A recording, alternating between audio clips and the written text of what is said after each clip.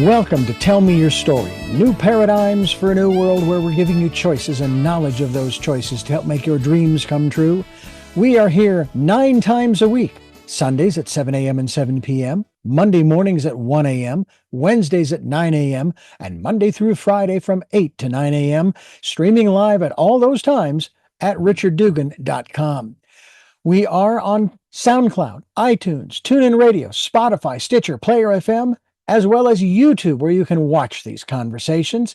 I hope that you will take time to subscribe and click notifications so that when a new conversation is posted, you'll be notified and you'll be able to tune in, listen in, and learn, and be entertained and inspired. A reminder that Choices, which is my book, 5 Steps for Life, it's available on Amazon.com in paperback, hardcover, and Kindle with Audible, soon to be released. We also ask that if you can support the work that we are doing financially, we do have a PayPal account. It is there for your security as well as ours. And when they ask for an email address to whom you're sending, please go to richard@richarddugan.com. That's the email address. If you go to richarddugan.com, there is also a link directly to PayPal so that you can send us whatever support you can. And we thank you to those who have helped and to those who will help. We also ask that you take time during this decade of perfect vision, the 2020s, to go within to that quiet, peaceful, calm, still place and listen to that still, small voice. And with that, we now take you to our very special interview and guest here on Tell Me Your Story. Welcome to Tell Me Your Story. Yes, indeed, I am Richard Dugan, and today we are going to be talking about a particular aspect of energy work, if you will. I became associated with, or at least informed or educated about, when I read at the age of 17 my metaphysical primer, Autobiography of a Yogi. And we're going to be talking about Kundalini energy, light on Kundalini, and your lifestyle guide to yoga and awakening. And my guest is, and I hope I have the pronunciation correct, Karuna. Oh, it couldn't be better. And she is a spiritual teacher as well as teaching yoga. And we're going to talk about the work that she does as well as light on Kundalini, which actually, by utilizing that energy, can bring light into your life and your body, all of your bodies, body, mind, soul, and spirit, and all of the various aspects thereof. It's great to have you with us to talk about this. And I guess we will start from the beginning. What is Kundalini energy? What is it, and where does it come from? So thank you for having me. And I'm so happy to be with all your guests as well. And I say hello from the Rocky Mountains of Colorado. So I live Oh, 8,500 feet and I walk in the forest almost every day. And so it was necessary for me to awaken my kunda. So kunda is the pent up energy at the base of your spine. So if you like your tailbone, mhm. and once that shifts its awakening inside of you, it gives you this really, let us say, good sense of humor, also a sense of well-being, a sense of intuitive contact, if you like, where the stressors are alleviated from, the doer and by thy will be done sort of thing. So that's all just coming to you fresh. This is not, I don't take notes. I don't have a script. I'm with all of you and your energy. So I just, that's what I feel like we want to share Oh, with. absolutely. Absolutely. I myself not only am familiar, I did not go through the practices through, in this case, Self-Realization Fellowship in Phoenix when I first read the book, and of course the years subsequent. But I did become a Reiki master along with my present wife. And the interesting is that the energy itself, we become a conduit, regardless of whether it's Kundalini, whether it's Reiki, whether it's whatever it is. And all we want to do is be that conduit Hmm. to share it with Mm. others, to share it so that others can not only experience that, but also that will help to transform their lives. So we're really talking about a transformational process, are we not?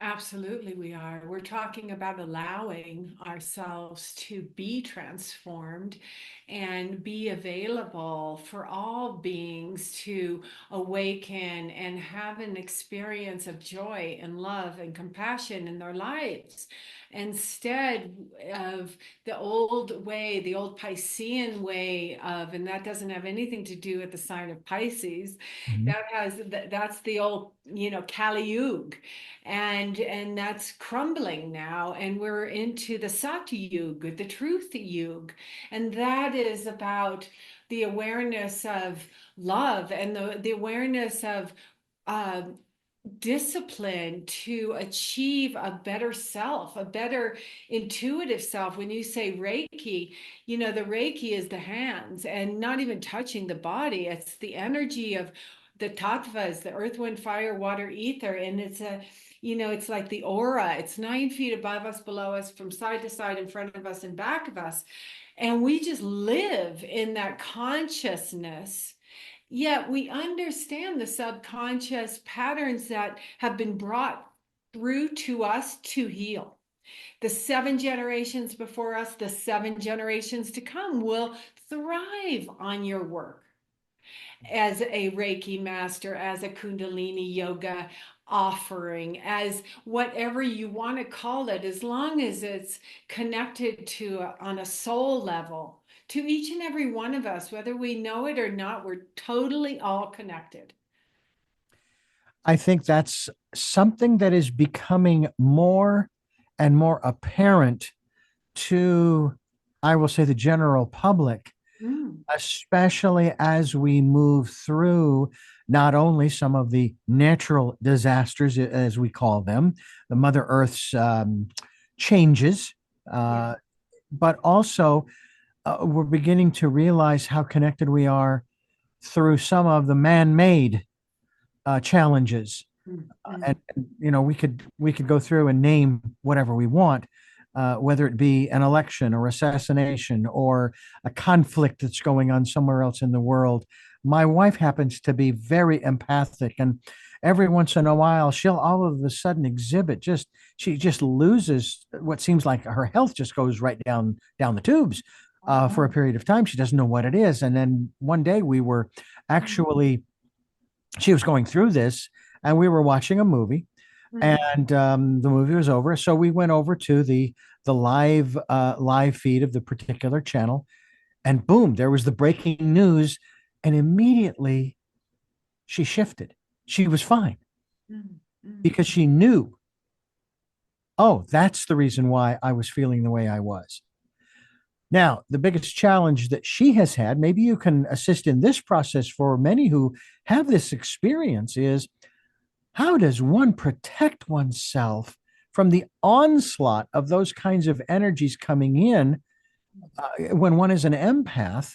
I mean, we want to be empathetic and so forth, but at the same time, if it debilitates us, it's okay, great. This is not mine, but where's it coming from, and how do I how do I put up the shields, so to speak, so it doesn't debilitate me? And not only debilitate you, but debilitate the gift you're giving somebody as an empath, that compassion you're leaning into. You don't want to pull that back because you're afraid that, you're going to be affected by that that pain. And yet the consciousness you're talking about is prevalent in putting a protective mantra around you. I use the Ad Gadename, Jugad Gadename, Sat Gadename, Siddhi Gudidev Ename every morning in my sadhana practice. I get up before the sun rises so I can be in the frequency of my purity and grace and look at all my god dang demons, you know. Yeah, and line them all up and go, oh, hi, okay, but you're not going to trip me today. So Yeah. I recognize you, I love you, but you're not going to. And so we have a way to protect ourselves, Dr. D. We have a way to be more empathetic. We have a way to share empathy with the whole planet. When you see people suffering, you offer them from a distance the practice, the protection, the mantra, if you like. You play music that comes from the heart that will stimulate on a cellular system, in a cellular system, and reorganize the brain so you're not attached ever to the outcome. You are not the doer, so you don't take responsibility. You offer what you can without any kind of ID or personality, and you pray a lot that what you're doing is aligned with yourself and that person or that place or that business, or wherever you're going in a retreat situation. You don't know the people that are coming to my retreat this Saturday. I don't, I've never met them, so how dare I form a plan around what I offer them? I have to be in the essence of this person. And so that means I have to come very pure. And I pull back the empathetic rein here and I say, let me just show up and be available and have no. You talked about the lightning bolt effect of how an election, for example, will just put so much fear in our and on us on a cellular level. And our fear becomes manifested in such a stressor that we get sick. We get a cold. We're grieving. We get a cold. Our lungs take that on. We eat too many sugars. We eat too much dairy. That feeds the cold, and you get sicker and sicker. So I think healing grief is one of the things I talk about in my book. I know that healing grief, grief is in our psoas, is sitting in our hips. And so there's exercises that I can give to people and do give to people often on how to open that heart chakra and put the protection around you so that you can be the healer. Every single one of us are the healers. That is absolutely true. And what's interesting is, and I understand what you mean by that, but at the same time, to clarify for those listening, Yeah. we, as you described, we are all healers. I, in sending that Reiki energy out, I Mhm. didn't heal that person. That person chose to use that energy for the purposes of healing themselves. And I've Absolutely. had this conversation before too about the definition of healing because, Yeah. and I use this example all the time. My uncle, my father's brother, had been diagnosed with cancer, and we had just finished our training, and we wanted to send him an absentee healing. So my mother gave us a photograph, took it home, an absentee healing. Following my uncle's funeral, my mother told us what had happened. That after we had sent that energy a day or two later, he got very angry and threw his medications across the room, got Mhm. into his wheelchair, wheeled across the compound where his family lived on this ranch, went into his son's home, and I guess they had a time of closure and all of that. And then shortly thereafter, he passed. Mhm. So the question then came up for me. I said, well, wait a minute. I understand that it's not my intention. I understand that. But we were sending it for the purposes of quote unquote healing. So Mhm. do we have to redefine what healing is? Because he died. He wasn't healed of the cancer. And then, of course, obviously it dawned on me, well, wait a minute, that's not my choice.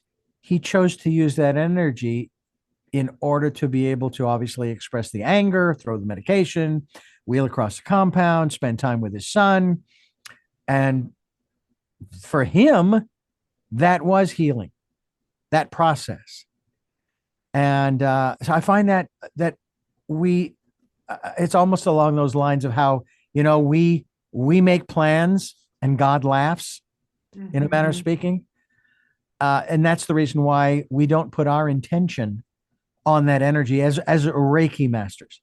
There are other things that can be used, other modalities as well. But that's the gist that I have.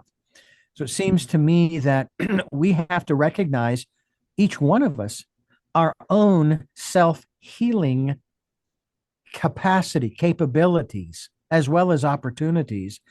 We need to open up to those, don't we? And this Kundalini energy, as you talk about in your book, Light on Kundalini, that's what it's there for.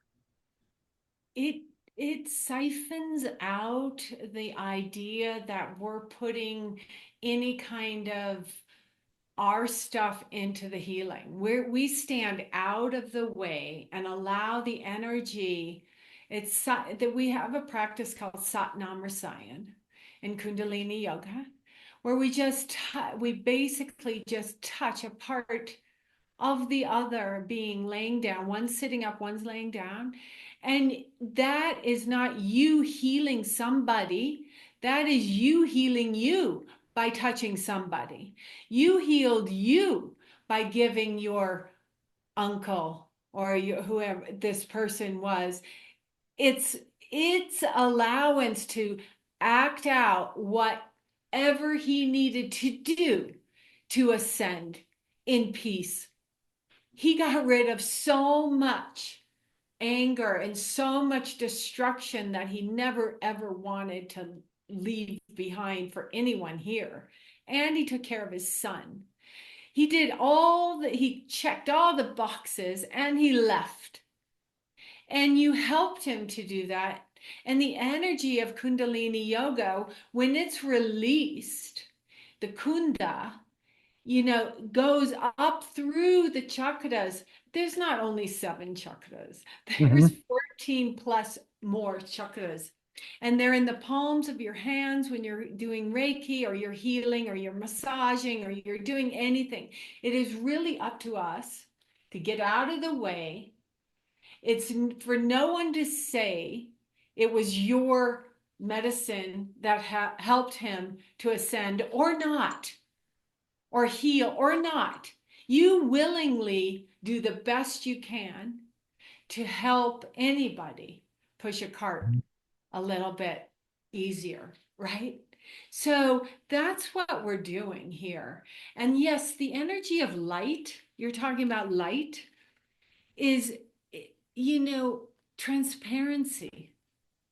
It means living in a very clean environment where there is no thing wrong or right.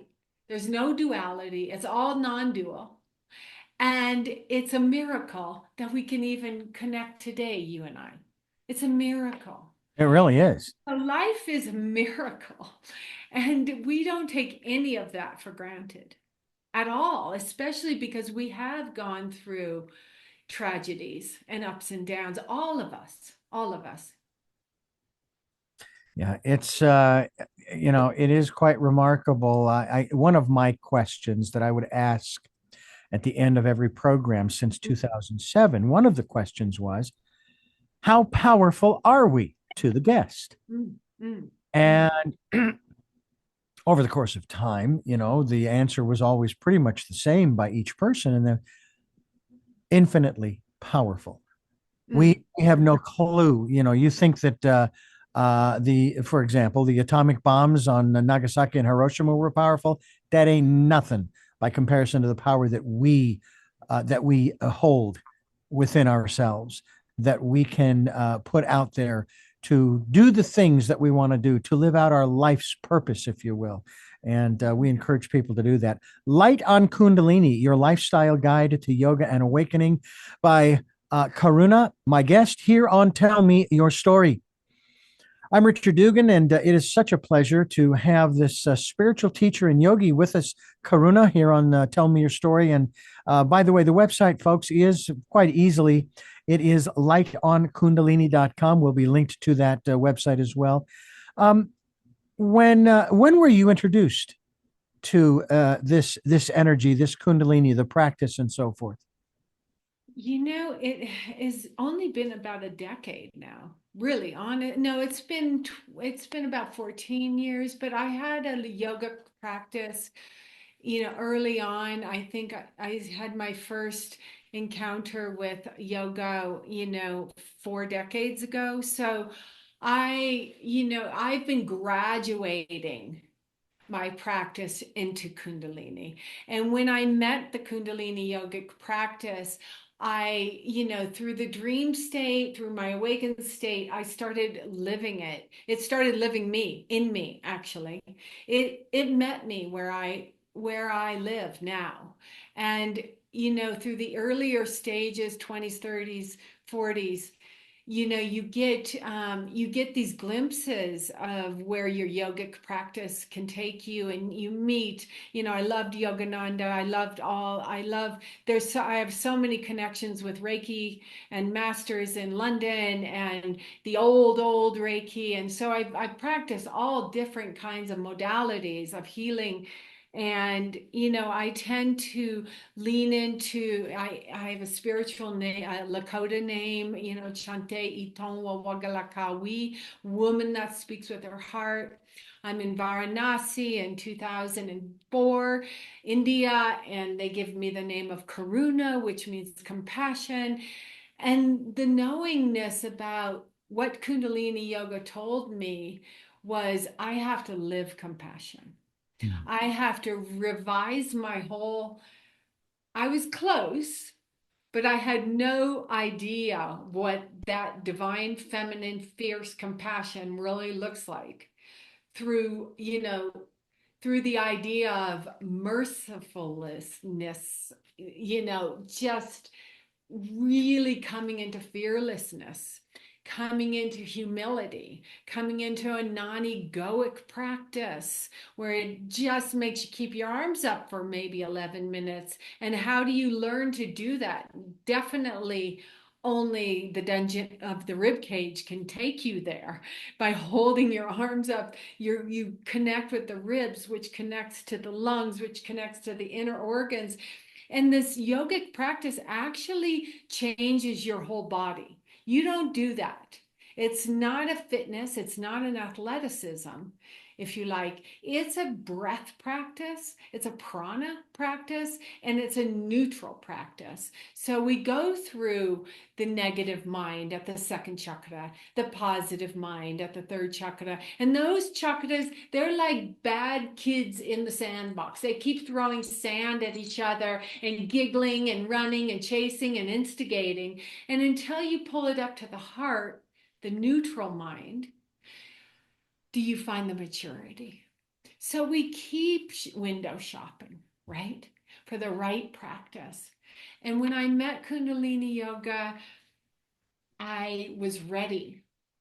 And it's not to say that somebody that's 17 years old isn't ready for it. Everyone's ready when it meets you.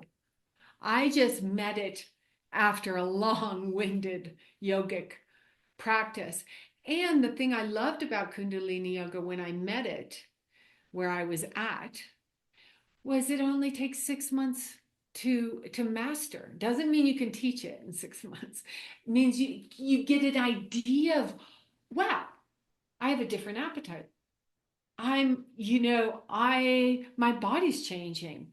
My health is changing. I'm understanding when I get, sick, that it's on my side, the sickness. I need to rest. I need to lay out. And so it changes the frequency and the vibration of how you live your life. Hmm. Not so much, you know, activity at night, more getting to bed, with chamomile tea and a bath, and resting, and then getting up earlier and earlier to have your practice. And eventually the practice just wakes you up. There's no alarm that goes off anymore. Yeah. Yeah, It just is. just is. It's easier, folks. It's easier out there in this world to understand that, sure, the dynamics are changing from Piscean to Aquarian. And, it's like Dr. D, when you get to the temple, you go, you almost get there, you almost get right there, and you Mhm. say, good enough, and you drop out. And you're like, no, Yeah. no, keep going. It makes me think of there was this thought I had many years ago. I was working in Phoenix for a Christian station and thinking about the connection to God, the Yeah. Creator, if you will. And this was before I realized that I've always had the connection. It's not something that I have to reach for. It's always been there. And I was thinking, okay, well, the way that they describe it here, um, I have this distance, and over time, I can bridge it. I can go halfway, and Mhm. then from there, I go halfway. Distance Mhm. gets shorter, and then I go halfway again, and I go halfway and halfway and halfway and halfway and halfway, and I keep doing that, but I never really get there. And Mhm. it's like, oh, that's unsatisfying, Mhm. Mhm. you know? But you're going towards it. Sure, but there is It's no halfway. It isn't about halfway. yeah, It's that was the thing that I finally realized many years ago is there is no halfway. I'm yeah. there. I'm there now. Yes, and you can't measure it, right? Exactly. That's it right there. Yeah. Hmm. You can't measure it. I'll read to you the quote on the back of my book. It's Please. by a very lovely man called, his name is Jeff Genung. He's the co-founder of Contemplative Life, and he works for Pro Social World. He says yoga is a vast topic that ultimately becomes a way of life. The Mhm. journey from theory to practice, from knowledge to understanding, comes through lived experience, daily practice, and grace. Light on Kundalini is a living testimony of Karuna's yogic journey. It also serves as a well articulated manual of practices led by a master practitioner. Karuna intimately shares her yogic journey as a testimony to the transformational power of Kundalini yoga and as an invitation to others who wish to be transformed in love. Satnam. And that, is to, and I also put on the back here in big bold, yoga saved my life. May it help you to live yours and to live your life. Your life. I can tell you a beautiful story also about my Uncle Joe, and he's got a, life-size portrait of him at Holy Family in Westminster, Colorado. And he was a historian, and he used to make me laugh, and he'd finish my sentences all the time and, just giggle with me. He was the one who made me laugh the most and with me, and because we just take it a little bit lighter, just take Yeah. it a little less heavy, and make, and as the observer, look at your life as an observer and see the miracle, as we said earlier. See that every step of the way is conscious and it's focused. And Thich Nhat Hanh talks about this in Plum Village. We have to learn to live together, Mhm. ashram style sometimes even, Right. because we need each other. And that's the biggest test to our patience and our tolerance, is to live, amongst each other and get along. Yeah. I mean, without going into the long analogy, you're absolutely right. And we have that connection. Now, I understand there are those who do want to live their solitary lives. There are, monks and so forth. They'll go into a cloister or what have you. They'll go into a temple or what have you, and live that particular life. I actually feel that those kinds of establishments, shall we say, are essential. They're sort of they're constantly praying, and they're sort of they're like the glue that's sort of holding everything together. If they stopped praying, the life would be even more challenging than it already is. So I'm grateful and thankful that they are in those places, sharing their life and that energy with all of us around the world through these different, and it's all different philosophies, you know. Obviously, the first thing that comes to my mind, of course, is in Tibet, obviously. Yes, I was And there with you right now. Yeah, yeah, just there. and, And look what happened. Look what the Dalai Lama went through. mm-hmm, yeah, All the, all the tragedies. yeah, All those monks you're talking about too, as well, praying, doing good things. yeah, Yet, we get invaded. yeah. The Sikhs got invaded by the Mughals. In 1984, the Golden Temple. Mm-hmm. Yeah, It's a tragedy. Life out there is, going to teach us something yeah. about how to live in it. And there's another aspect of it too that I think we don't like to think in this context.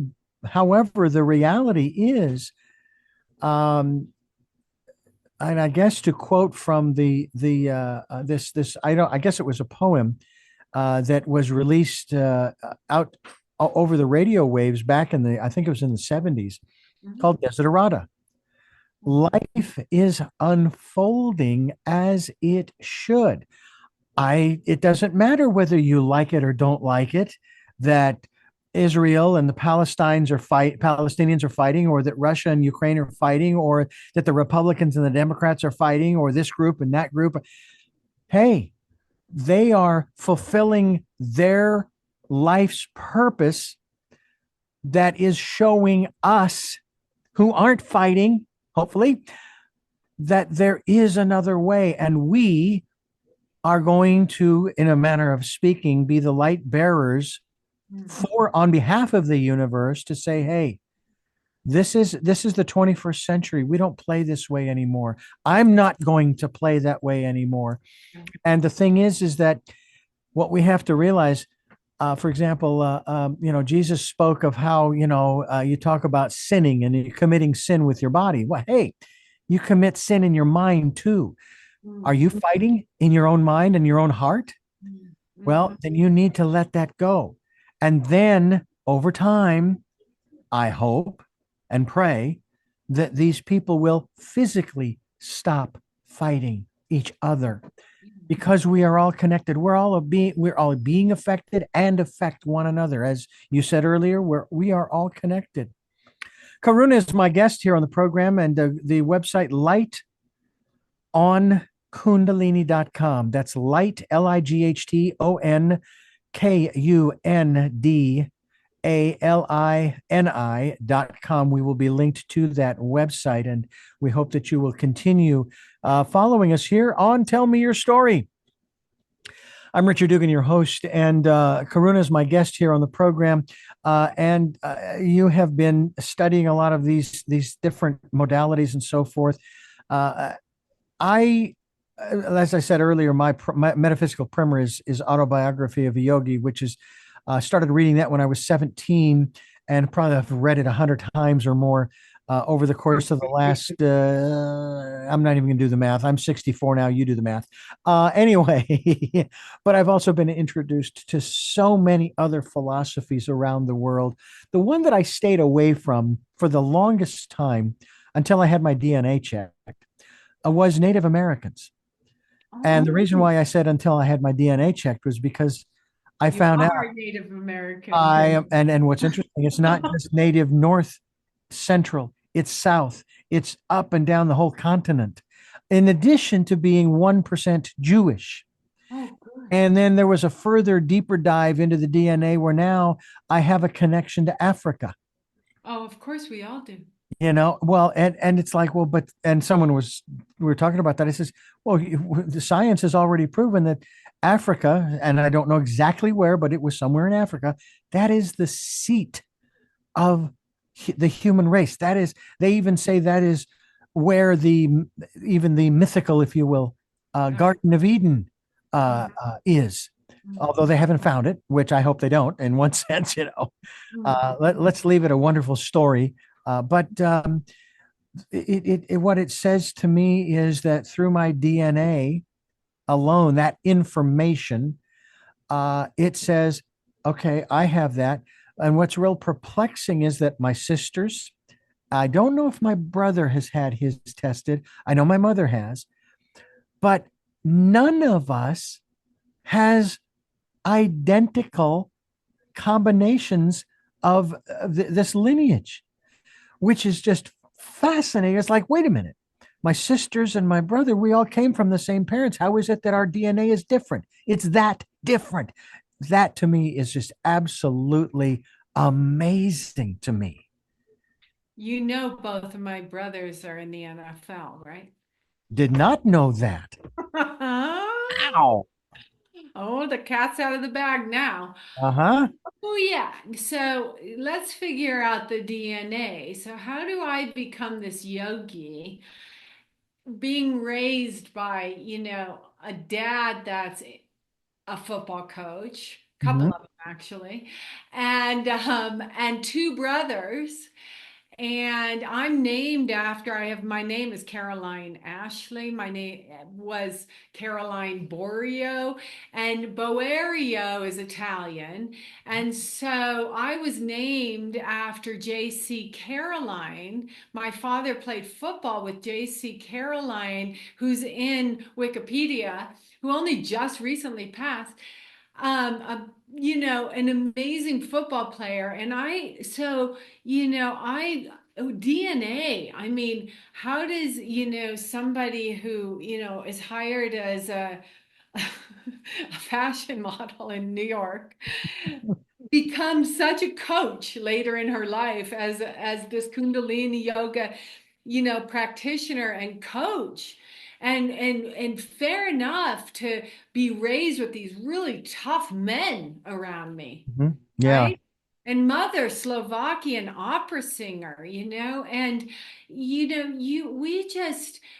just don't even know until we know a little more what our gifts are. And that's why I keep saying practice more union and yoking the union out of you, so you come to find that your DNA is Native American. So you understand the corn mother and the teepee, and that they raise their food from nothing, from the Mhm. earth, and Mhm. gave us so many humbling tools, and yet so strong to take the land. And I live up here on 150 acres, and I Oh. have just mitigated my dead trees to make open space. And the four-leggeds that are coming through, and the winged ones, and the plants and the trees, the aspens, are just spreading.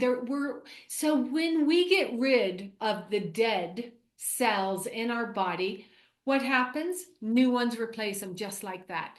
When we breathe a prana or we do a meditation based on something we're feeling we need to look at, Mhm. say it's the defender, and there's the soldier, the ombudsman, the chameleon. There's all these aspects to the defender, or the teacher, or the leader, or the missionary. There's three aspects and projections. There's nine aspects, and there's three projections on each aspect. And those are the 81 facets in the mind. Is so complicated.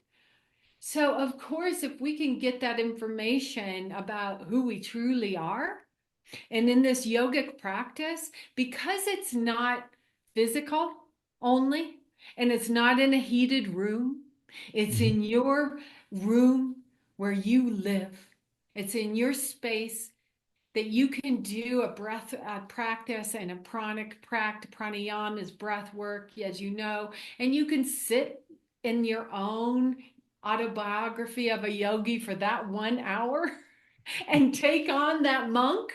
Everything we've described, and become that Reiki master. Everything we've described in this beautiful conversation, by the way, PS, is navel. It's navel, it's heart, it's core work, and it's available to everyone, even if they can only visualize it because they're healing and they're laying down in savasana for a long period of time or sitting in a chair. It doesn't have any form, Dr. D. It doesn't have form, it's formless. Karuna is my guest. We're talking about Light on Kundalini, your lifestyle guide to yoga and awakening. And this is Tell Me Your Story. I'm Richard Dugan, and it is just a thrill to be talking with Karuna about all these different subjects. I wanted to jump into one that you sort of allude to as we have been conversing here on this program since September of 2019. We have been promoting people getting involved, inviting them to spend time during, initially, the first year was the year of perfect vision 2020. And then in 2021, it was the decade of perfect vision 2020, the 2020s. Going within to that quiet, peaceful, calm, still place, which, by the way, I only realized was the only place that I could go to get away from it all, so to speak, where no one else can go. I used to think there's got to be a place on the planet that I can go to and I can get away from everybody and just, so to speak, vegetate, if you will. And then I realized, well, wait a minute, if I can find it, then so can someone else. Until I realized, oh yeah, it's in there. But then spend the time listening to the still small voice and whatever other ancestors and angels and archangels, and the list goes on. I don't hear my father's voice, but I get impressions from him from the other side. And sometimes when I'm sort of self-motivating myself, words will come out and I go, where did that come from? Oh, thanks, Dad. I heard my sister's voice once following her passing saying, hey, Richard, everything's okay. It's okay. It's all good. Everything's okay. Good. And I have a dear friend who was my best friend for 53 years. We went to grade school, high school, and college together, and he passed away.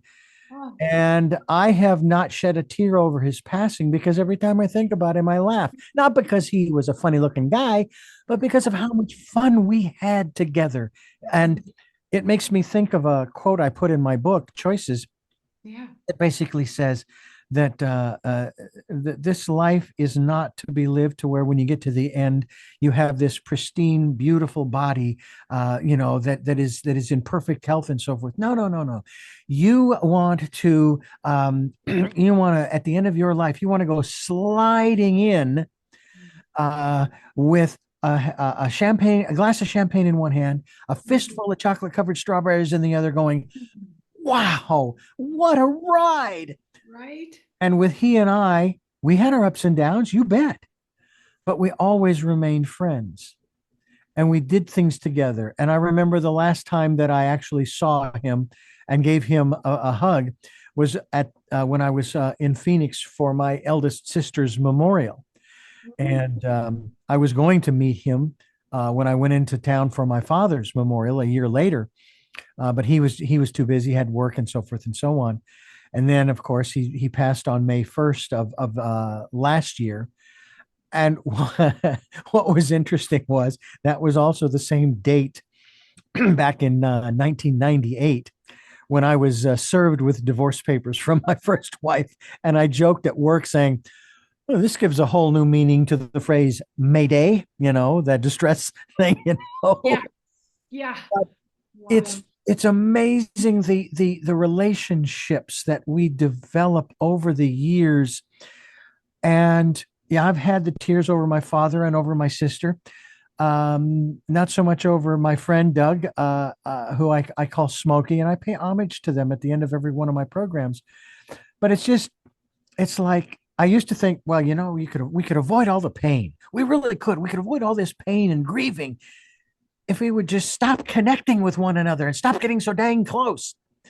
I mean, because we hear on the news every day about someone who has died, somebody who's famous, or maybe not so much so famous, or in a conflict. Does that really move us to tears? Now, some people it does. Okay, I know that it does. But for the most part, it's, oh, another person died. People are dying all over, all over the place, all the time.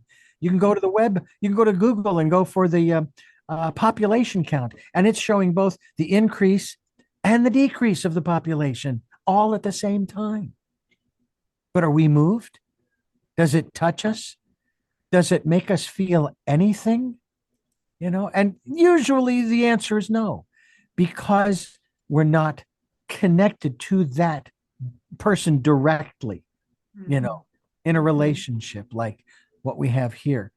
Uh, I've even thought about this, Karuna. I've been doing this program for, we're now into our 18th year, but I've been interviewing since 1980. And I don't know how many of the guests that I've had on this program or other programs who are no longer with us in the physical. Mhm. I know some have passed because some of them were already elderly. One in particular was a gentleman out of Florida. His name was Jacques Fresco, who is a futurist, an architect, a visionary, who developed the Venus Project, having to Ooh, do with, Venus, the love planet. yeah. And Ooh. it was he designed this city. It was circular. And I mean, it had great attributes. So without going into a lot of detail, people can check it out by going to his website, venusproject.com. But he had a new way for us to live, which is what we're looking for, those new ways of living, because the old ways don't work. All you have to do is look around. Yeah. They're not working. But we can make our lives work. And I believe through this Kundalini energy, it's one of those modalities.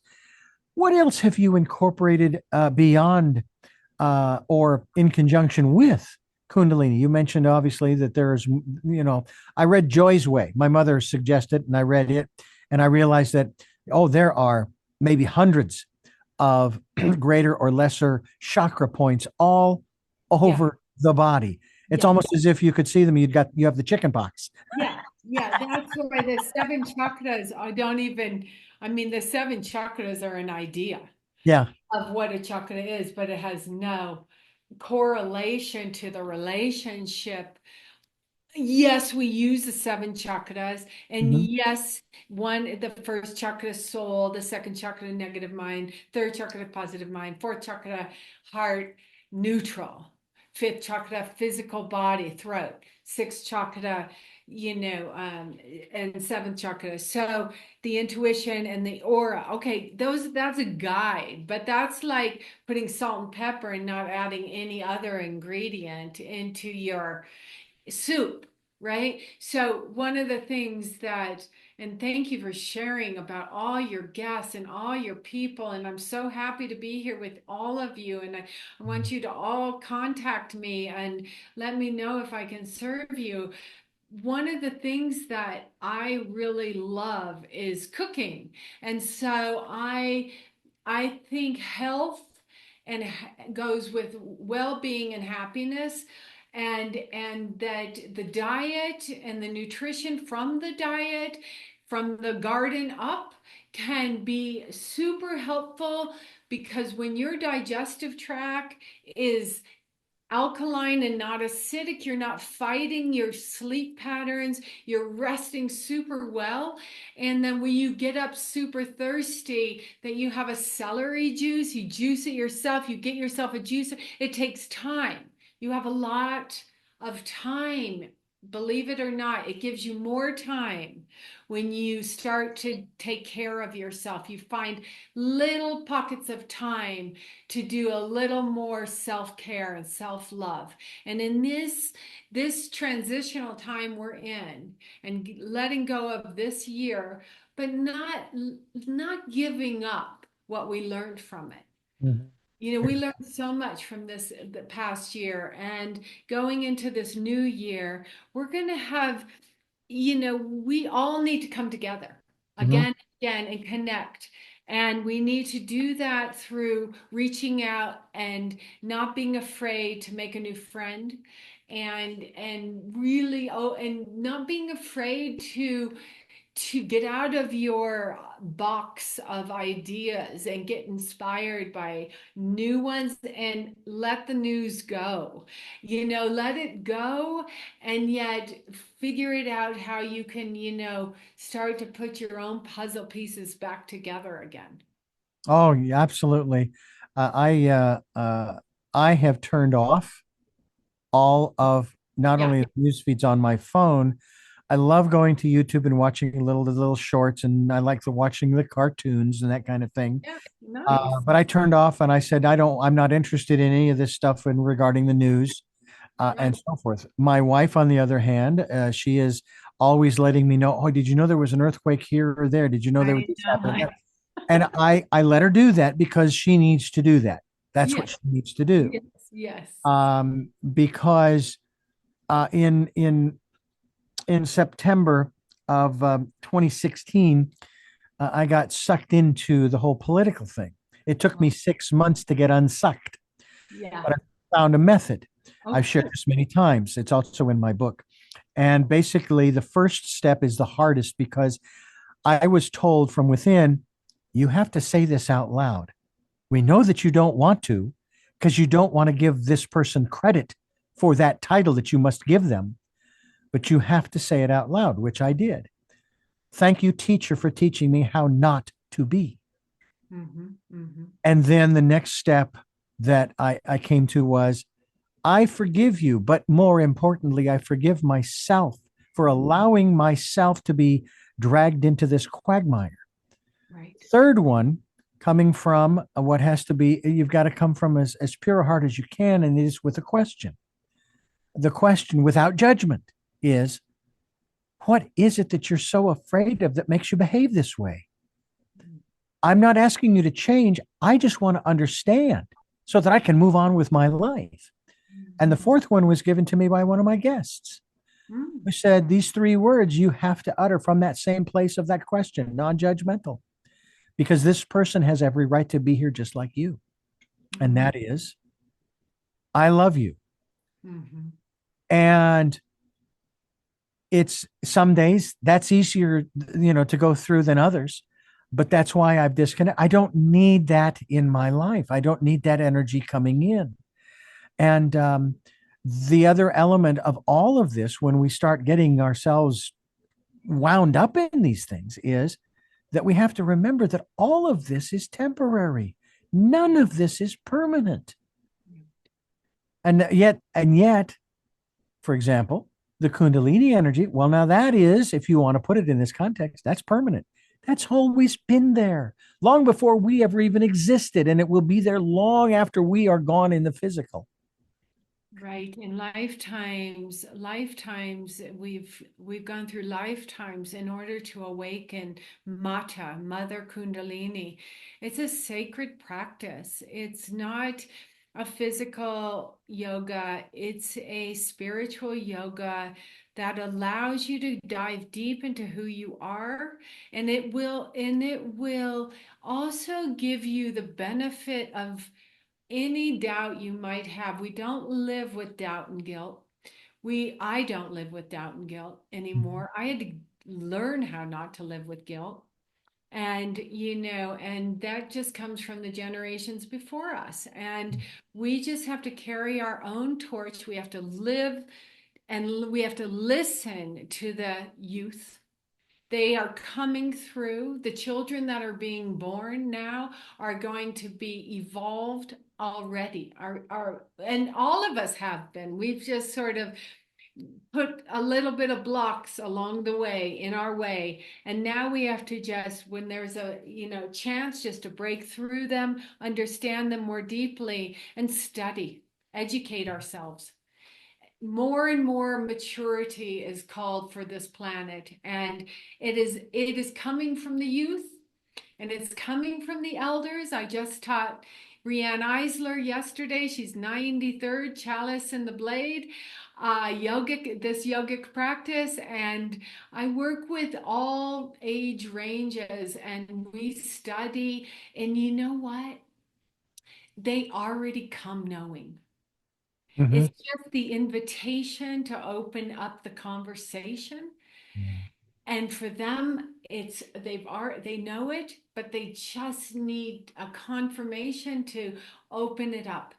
And that's what I'm here for, is to make this world a much more available place to have a joyful sense of humor, a Mm. deeper awakening, and a great sleep at night to rejuvenate, regenerate, reorganize, and deliver. It's interesting that I came to the realization of something a few weeks ago that I shared on this program about the human progression when it comes to those differences Mm, between the physical human beings. Now, I'm not saying that we have crossed those hurdles, if you will, but at least we've talked about them, and we have certain things that we have done in that regard. And the first step, of course, was dealing with skin color. That was mhm, sort of the first one. I could maybe go back further than that, but class and skin color and so forth. And we've dealt with that. We've talked about it, mm, and yes, it's still on the table, but I don't think it's quite as fierce as it once was. Then we moved into the differences between the male and the female, and we went through that process into the 1900s, where women finally got the right to vote. Prior to that, blacks and non-whites got the right to vote, and so forth. mm, Then we moved into a new era several decades later, where we're dealing with this whole issue of love and relationships, and opposite sex and same sex relationships, which have been around as long as human beings have been on the planet, but we finally started talking about them. mhm. And now here we are talking about this whole subject matter surrounding what the subject, this is the way it's phrased, of the transgender conversation. And from what you just said, all of those elements, though many people, they take it personally because they may be a part of whatever that group happens to be, they are all nothing more than distractions. I'm not saying they're not important, but they're distractions keeping us from the core of what it is that we're here to be all about. I can't stand conflict. I'm not even talking about the conflicts around the world. I'm talking about my own life. Mhm. Uh, I, Mhm. I was challenged once in a relationship where this person says, "Well, why don't you want you don't want to fight for me?" I said, "It's not about fighting for you. I don't want to fight with you. I don't want to Mhm. participate. I don't want that energy."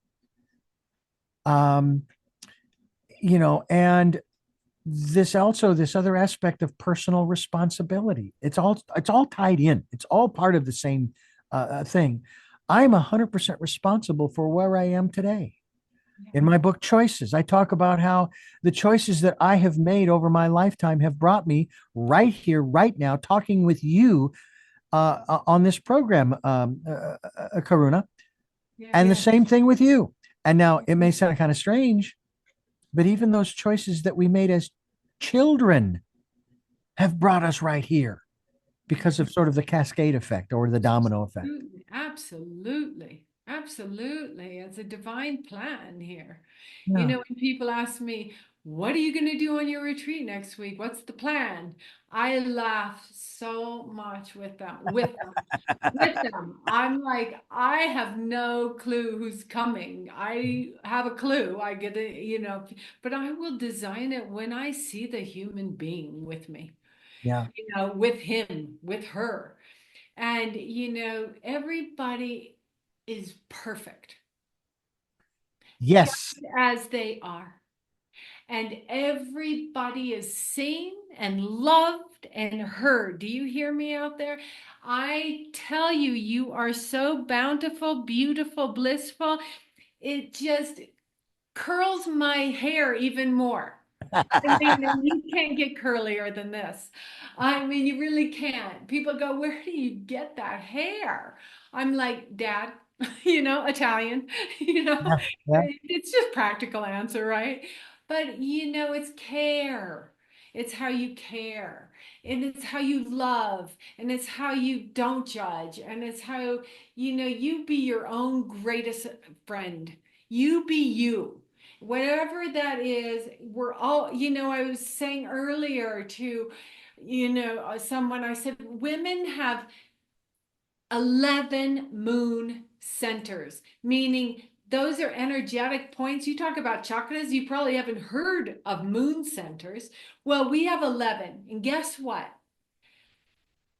They change every 2 hours.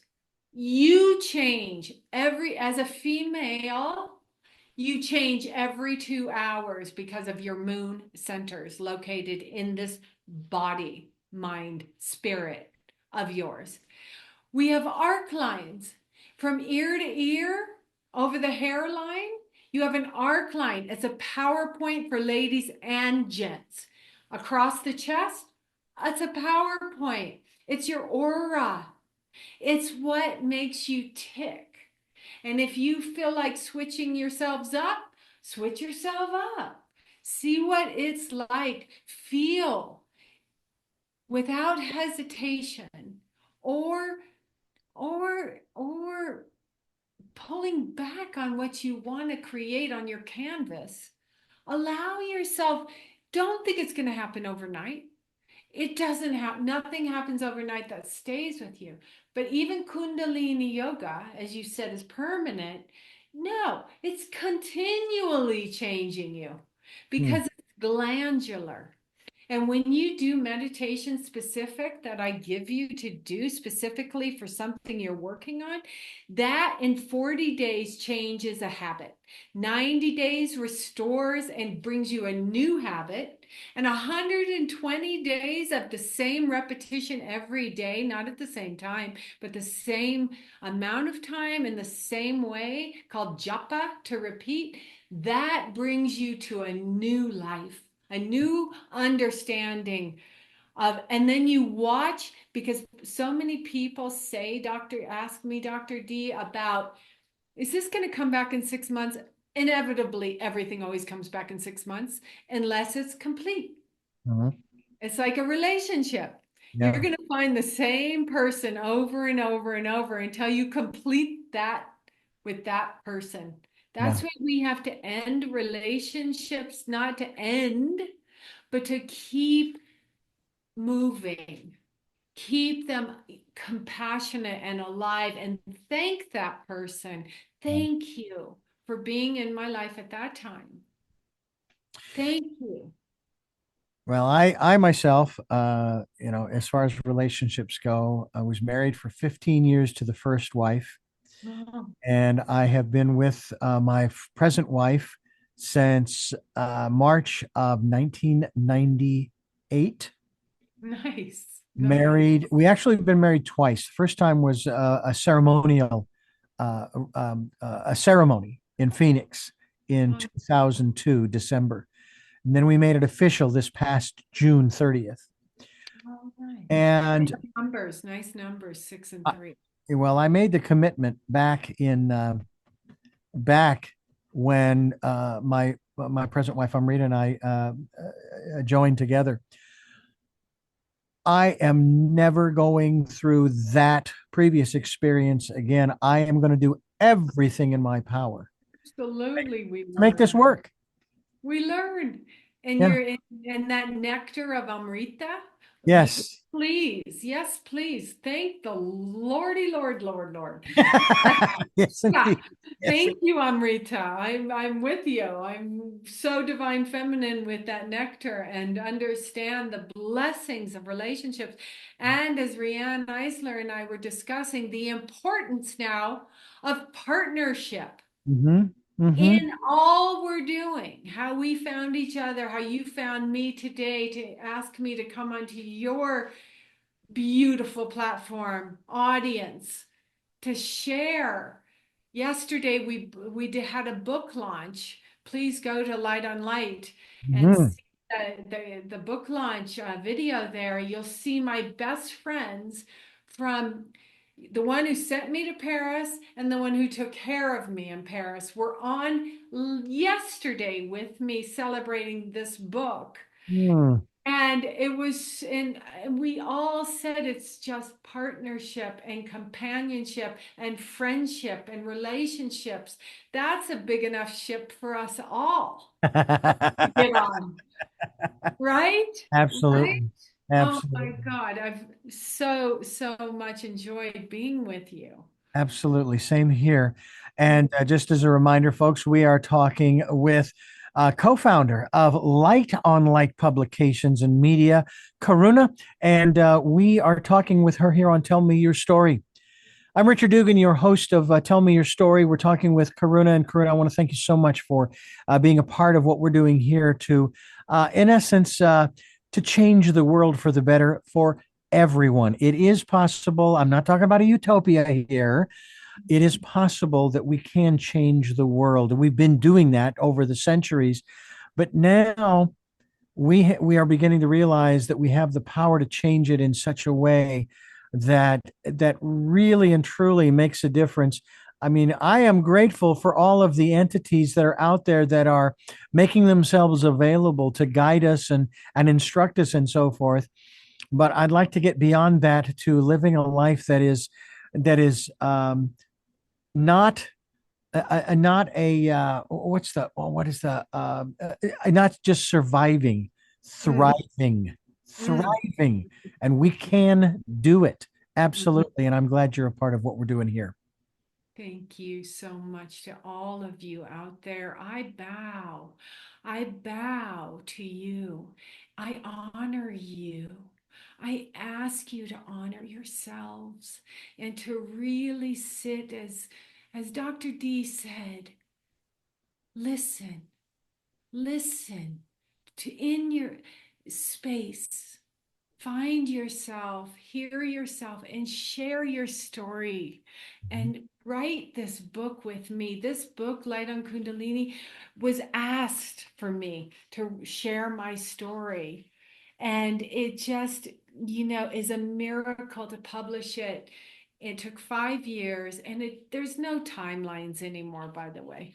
And it doesn't matter how long it takes, just keep journaling every morning, keep practicing, and come to Light on Kundalini and let me know who you are and introduce yourself and share your story. I put out a newsletter every Sunday, and I want you to share your story in my newsletter with me. So they can sign up for that newsletter, Dr. D, on lightonkundalini.com. It's a pop-up window. They can sign up and connect. We just connect. That's all. Absolutely. Absolutely. Well, I have three final questions that I want to ask you before we wrap up here. And I will do that in just a moment. But I want to thank you for listening to and watching Tell Me Your Story, New Paradigms for a New World. We are giving you choices and knowledge of those choices to help make your dreams come true. Sundays at 7 a.m. and 7 p.m., Monday mornings at 1 a.m., Wednesdays at 9 a.m., and Monday through Friday from 8 to 9 a.m., streaming live at those times at richarddugan.com. We also have podcasts on SoundCloud, iTunes, TuneIn Radio, Spotify, Stitcher, Player FM. We're on YouTube where you can watch these conversations. I hope you'll subscribe as well as click notification. And I want you to know that Choices, 5 Steps for Life, is available at Amazon.com. The Audible is coming. Paperback, hardcover, and Kindle are currently available. And we also ask that if you can help us out financially, we would be gratefully appreciative. We have a PayPal account. It's there for your security as well as ours. We also have links to both Amazon.com and PayPal.com on the homepage at richarddugan.com to make it simple for you, right there near the top of the page. And as I mentioned earlier, we also ask that you join us and participate in this decade of perfect vision, which we are nearly halfway through, if you can believe that, folks. And we ask that you take some time to go within to that quiet, peaceful, calm, still place that no one else can get to, and listen to not just that still small voice, but all of the voices of your ancestors and the angels, archangels, and whatever other groups that are there to assist and support and encourage you. So we hope that you will do that. To our final three questions to our very special guest, we ask number one, who is Karuna?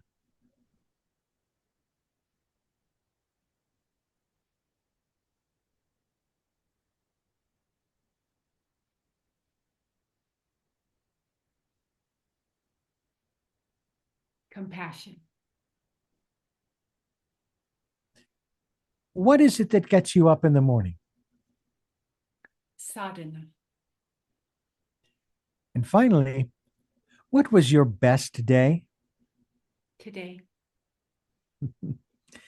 Well, Karuna, I will again thank you so much. I encourage people to go to lightonkundalini.com, which we will be linked to, and get a copy of Light on Kundalini, your lifestyle guide to yoga and awakening.